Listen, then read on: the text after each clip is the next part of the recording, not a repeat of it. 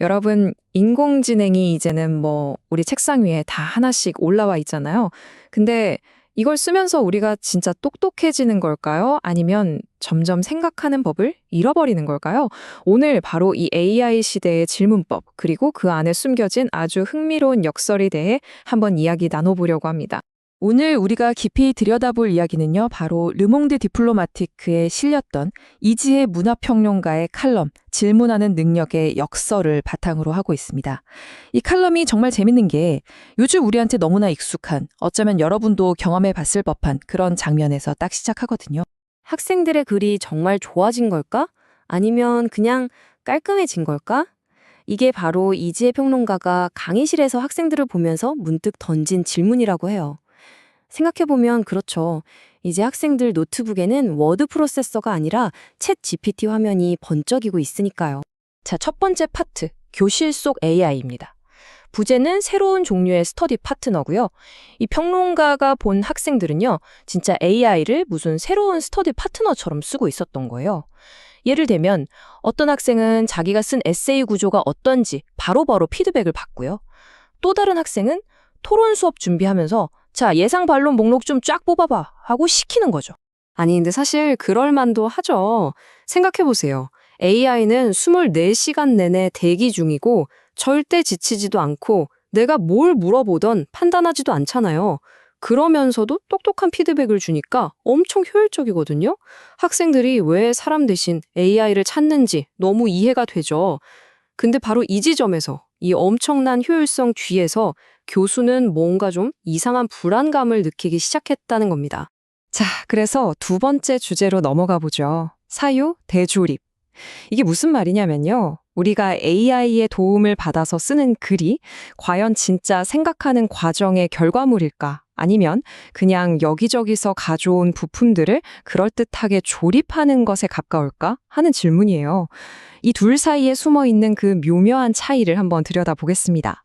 이지혜 평론가의 주장은 이겁니다. AI가 학생들이 결과물을 아주 세련되게 조립하는 데는 진짜 기가 막힌 도움을 준다는 거죠. 근데 문제는 그 과정에서 우리가 반드시 거쳐야 하는 좀 불편하고 머리 아프고 어떻게 보면 좀 지저분하기까지 한 그 사유의 과정을 통째로 건너뛰게 만든다는 거예요. 와, 이 일화가 진짜 핵심을 딱 찌르는데요. 한번 들어보세요. AI 피드백을 받아서 영화 비평문 서론을 싹 뜯어 고친 학생이 있었대요. 그래서 교수가 물어본 거죠. 근데 원래 서론은 왜 그렇게 길게 썼어요? 그랬더니 학생이 한참 생각하다가 모르겠는데요. 그냥 그렇게 썼어요. 라고 대답했다는 거예요. 자기 생각의 경로를 완전히 잃어버린 거죠. 바로 이 지점. 그러니까 학생이 자기 생각의 과정을 잃어버리는 이 순간에 우리는 아주 중요한 세 번째 주제, 질문의 역설에 부딪히게 됩니다. 이게 뭐냐면 AI를 정말 잘 쓰려면요.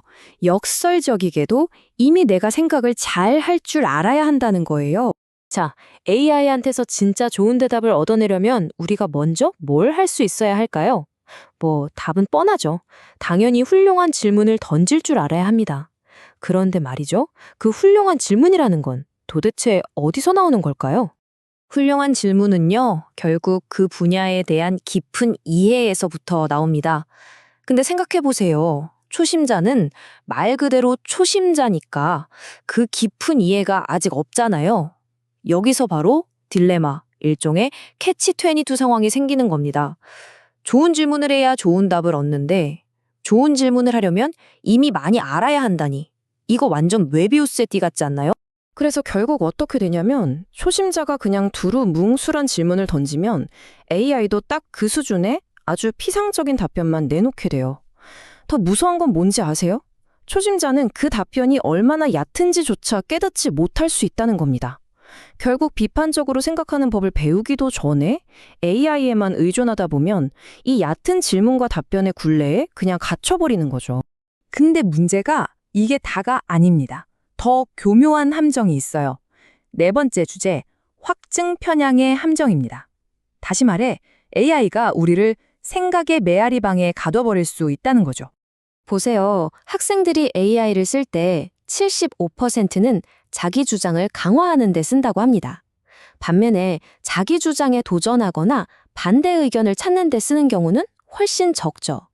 이게 왜냐면 우리 인간은 원래 비판받는 것보단 내 생각이 맞다고 확인받고 싶어하는 본능이 있거든요. 그런데 AI는요, 우리가 듣고 싶어하는 바로 그 말을 정말 기가 막히게 잘해줍니다. 이게 사람하고의 차이점이에요. 친구나 교수님이 나 네 글 읽는데 솔직히 무슨 말인지 하나도 모르겠어 라고 하면 마음에 쿵 하고 뭔가 오잖아요. 반성하게 되죠. 근데 AI가 텍스트로 논리가 부족합니다 라고 띄워주는 건 그런 감정적인 무게감이 전혀 없어요. 그냥 아 그래? 하고 넘겨버리기 너무 쉽다는 거죠. 자, 그럼 어떻게 해야 할까요? AI를 그냥 못 쓰게 막을 수도 없고 여기서 이지혜 평론가가 정말 기가 막힌 해법을 제시합니다. 바로 5번째 주제, 관점을 완전히 뒤집는 거죠. AI를 답변 자판기가 아니라 오히려 질문 생성기로 써보자는 겁니다. 이게 무슨 말이냐면 AI가 내놓은 결과물을 그냥 받아 쓰는 게 아니라 그 결과물에 대해 다시 질문을 던지게 하는 거예요. 예를 들어 AI가 제안한 것 중에 네가 일부러 안 쓴 건 뭐야? 왜? AI가 네 글의 장점이라고 했는데 놓친 건 없는 것 같아? AI가 고쳐준 문장이 왜 이렇게 진부하게 느껴지지? 이런 식으로요. AI를 생각의 끝이 아니라 더 깊은 생각의 시작점으로 만드는 거죠. 이것 보세요. 한 학생이 실제로 이렇게 대답했대요. AI가 제 글이 너무 감정적이래요. 근데 저는 원래 제 감정을 드러내고 싶었어요. 그게 이 글의 핵심이거든요. 와, 정말 멋지지 않나요? AI의 조언을 그냥 따른 게 아니라 그걸 비판적으로 거부하면서 오히려 자기 글의 진짜 의도를 발견한 거예요. 이게 진짜 살아있는 공부죠. 자, 그리고 바로 이 지점에서 우리는 이 이야기의 마지막, 가장 중요한 교훈에 도달하게 됩니다. 6번째 주제, 인간적인 의심의 가치. 좀 이상하게 들릴 수도 있지만 AI 시대의 진짜 슈퍼파워는 어쩌면 효율이 아니라 정반대, 바로 비효율에 있을지도 모릅니다. 생각해보세요. AI가 언제든지 매끄럽고 효율적인 정답을 착 하고 내놓을 수 있는 시대잖아요? 그렇기 때문에 오히려 더 인간만이 할 수 있는 그 지저분하고 불편하고 한없이 비효율적으로 보이는 의심하고 고민하고 헤매는 과정이 그 무엇보다 소중하고 가치 있어진다는 이야기입니다. 결국 AI는 도구입니다. 아주 좋은 도구죠. 하지만 어떤 도구도 그 도구를 쓰는 사람보다 현명할 수는 없어요. 우리가 먼저 스스로 생각하는 근육을 키워야 합니다. 그래야 도구에 휘둘리는 게 아니라 이 강력한 도구를 내 생각의 도구로 제대로 써먹을 수 있게 되는 거죠.